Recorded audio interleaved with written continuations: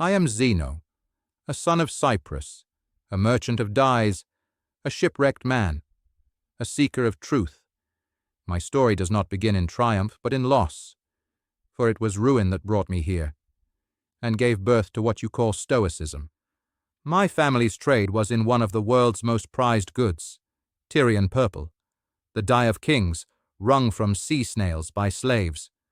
I was born to profit, to voyages, to risk, but even wealth that smells of royalty cannot calm the sea. No one knows what brought the ship down. Storm, pirates, fate. I lost everything. In a time before insurance or second chances, this was not just loss. It was erasure. But the Stoic sees even ruin as resource. I did not drown. I washed up on philosophy. I walked into Athens with more memories than coin. My birthplace, Citium, had been destroyed that same year, burned in the wars between Alexander's successors. Antigonus swept through Cyprus, and my homeland vanished in the flames of empire. But Athens was alive, with trade, with ideas, with contradiction, a city of conflict, yes, but also of transformation. And so, rootless, I began to grow. Before the shipwreck, I had asked an oracle, "What must I do to live the best life?" Her reply was strange. "Converse with the dead." I thought I'd misunderstood, until I opened a scroll. In a quiet shop I heard the voice of Socrates, dead a century, brought to life. His student read of Heracles, 2 paths before him, one of hardship and virtue, the other of ease and vice. I knew then, philosophy was my path, the hard one. I asked, "Where can I find a man like that?" The bookseller pointed. "There, that is Crates, a beggar philosopher, a radical, a teacher of freedom from fear, my teacher." Crates saw my pride and broke it.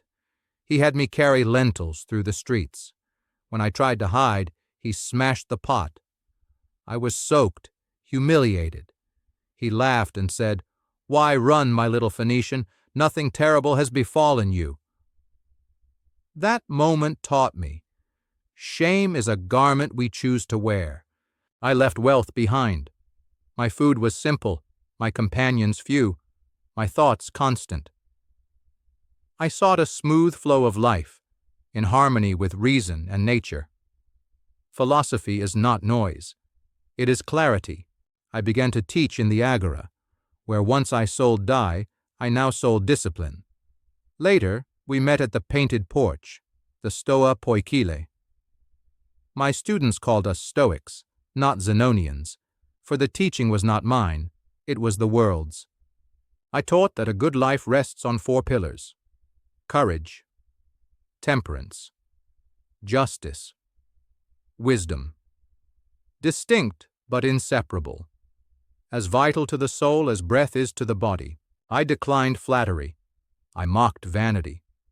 Once I asked strangers for money, just to keep them from asking me. Even in jest, I revealed what I believed. A free man is not ruled by gold, nor by applause, nor by kings. None of my writings survive, not even my Republic where I challenged Plato. Not my essays on law, emotion, duty. But ideas do not die. They echo. In Epictetus, in Seneca, in Marcus, and in you.